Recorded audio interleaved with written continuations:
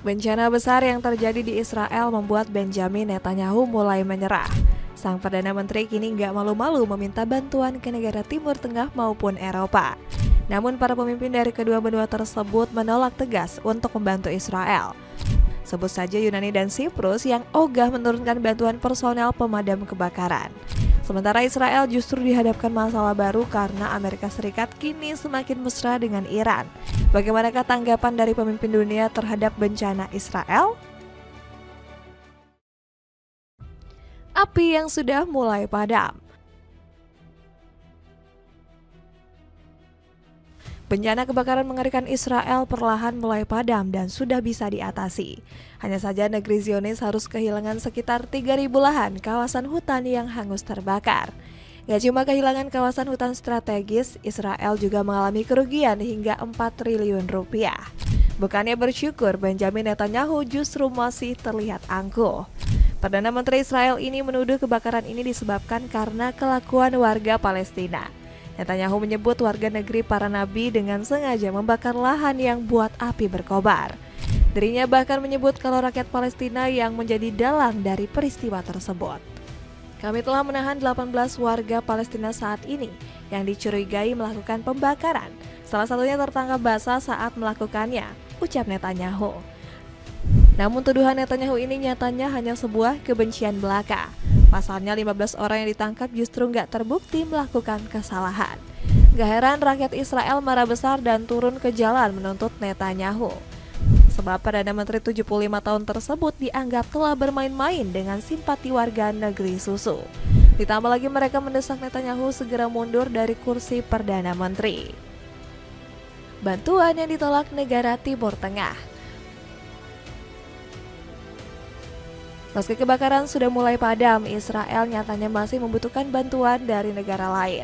Negeri Zionis saat ini mulai memohon pertolongan dari kawasan Timur Tengah. Negeri Zionis ini ingin bantuan dari negara-negara sekitar untuk dapat memadamkan sisa api di negaranya. Bahkan mereka meminta ke 8 negara Eropa untuk dapat mengatasi masalah tersebut. Sebut saja seperti Italia, Kroasia, Spanyol, dan Prancis telah dihubungi oleh Israel agar dapat mengirimkan bantuannya. Namun kebanyakan negara Eropa justru enggan menanggapi permintaan tersebut. Siprus dan Yunani yang secara terang-terangan ogah memberikan bantuan. Kedua negara ini berdalih Israel sebagai negara penjahat dan meminta untuk menyelesaikan masalahnya sendiri. Yunani secara terang-terangan menolak permintaan Israel untuk memadamkan kebakaran hutan karena negara itu sedang menghadapi bencana yang sama, tulis surat kabar Israel yakni Maariv. Bahkan penolakan juga dilakukan oleh negara-negara Timur Tengah. Arab Saudi bersikap tak acuh dengan permintaan bantuan yang dilayangkan oleh Israel. Uni Emirat Arab yang sering mendukung Israel bahkan gak membalas permintaan mereka. Pasalnya negeri minyak ini lebih ingin berfokus pada permasalahan dalam negerinya. Turki juga ogah membantu karena geram dengan sikap Israel yang menyerang Suriah. Selain itu, Iran, Lebanon, dan juga Yaman juga turut menolak memberikan bantuan. Pasalnya negeri Zionis kerap kali menuduh mereka sebagai sarang dari teroris. Belum lagi Israel juga nggak segan untuk memulai perseteruan dengan negara-negara tersebut. Alhasil negeri Zionis malah nggak mendapatkan bantuan dari negara yang dekat dengannya. Ditusuk dari belakang oleh Donald Trump. Israel secara tiba-tiba ditusuk dari belakang oleh sekutu setianya. Alasannya karena Amerika Serikat membuat kebijakan yang mengejutkan. Usut punya usut, Donald Trump berencana menggelar negosiasi dengan Iran. Delegasi negara Paramullah dikabarkan sudah merapat ke Oman demi bertemu perwakilan Amerika. Trump bahkan pernah terang-terangan mengaku bakal bernegosiasi dengan Iran di depan Benjamin Netanyahu.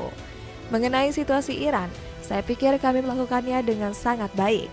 Saya pikir kesepakatan akan dibuat di sana dan bakal terjadi secepatnya, tutur Trump kepada Netanyahu. Alhasil Israel kocar-kacir mendengar sekutunya berdamai dengan Iran. Negeri Zionis bahkan sudah mulai merancang berbagai strategi licik demi menyengsarakan Teheran. Sebut saja seperti terus mendesak Trump agar menyerang Iran. Pasalnya Israel ketakutan negaranya diratakan dengan tanah akibat senjata negeri Paramullah yang jauh lebih mumpuni. Belum lagi Israel diduga berusaha menyabotase bahan bakar rudal milik Iran. sebab baru-baru ini pelabuhan Syahid Raja terbakar akibat meledaknya barang tersebut. Gak heran Abbas Araghchi menyebut Badan Keamanan Iran langsung siaga 1 setelah insiden tersebut. Dinas keamanan kami dalam keadaan siaga tinggi mengingat contoh-contoh sebelumnya tentang upaya sabotase dan operasi pembunuhan yang dirancang untuk memancing tanggapan yang sah. Dapatkan diskon celana pendek pria dengan mengklik link yang ada di bawah ini. Eropa kasihani Israel. Menjauhnya Amerika Serikat membuat Israel pusing 7 keliling. Negeri Zionis kemudian berupaya menggalang bantuan dari negara-negara Eropa, sebut saja seperti Yunani dan Siprus yang menjadi negeri jiran mereka. Negeri Zionis juga berupaya mencari bantuan dari Italia yang berada di kawasan Laut Mediterania. Anehnya Ukraina yang tengah diserang Rusia juga menunjukkan rasa simpati mereka kepada Israel. Pemerintah Ukraina siap membantu Israel dalam memadamkan kebakaran.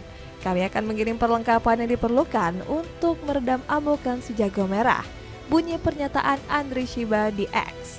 Padahal sejumlah negara Eropa yang mayoritas Muslim justru menolak membantu Israel, sebut saja seperti Bosnia, Albania, hingga Kosovo. Namun upaya Israel mencari dukungan ini justru berujung sia-sia. Pasalnya Siprus dan Yunani tiba-tiba membatalkan dukungannya kepada Israel. Usut punya usut, Siprus dan Yunani juga tengah menghadapi kebakaran lahan di wilayah mereka. Hamas marah besar.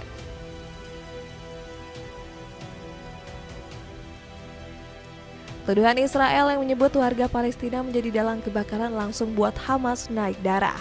Kelompok pejuang Palestina ini memberikan respon atas fitnah tersebut. Hamas memang mendukung seluruh perlawanan terhadap Israel dengan cara apapun. Namun Hamas sama sekali tidak mengetahui identitas para tahanan yang ditangkap, ucap Bassem Naim. Bahkan petinggi Hamas ini mengaku kalau tudingan dari Israel ini hanyalah kebohongan belaka. Kami meragukan narasi pendudukan karena kami terbiasa dengan kebohongan mereka dan penghindaran tanggung jawab politik dan hukum atas kegagalan mereka dengan menyalahkan pihak lain, ucap Bassem Naim. Alhasil tuduhan tanpa bukti ini buat Hamas akan mengambil langkah serius sebagai balasan kepada Israel. Anak-anak sekarat karena kekurangan susu. Terlepas dari kejahatan pendudukan, perlawanan semakin kuat dan terus mengganggu rencana Israel, tulis pernyataan Hamas. Meski begitu, Hamas juga siap untuk memulai negosiasi untuk kembali melakukan gencatan senjata dengan Israel. Kami siap segera terlibat dalam negosiasi paket komprehensif untuk membebaskan semua sandera Israel dengan imbalan sejumlah tahanan kami yang ditahan oleh pihak pendudukan, penghentian perang secara total, penarikan penuh dari jalur Gaza, dimulainya rekonstruksi dan pencabutan blokade. Dapatkan diskon 30% dari sepatu Adidas Lifestyle Life Racer. Cek linknya yang ada di bawah ini. Dengan kekacauan yang semakin besar, akankah Israel segera menemui kekalahannya di Palestina?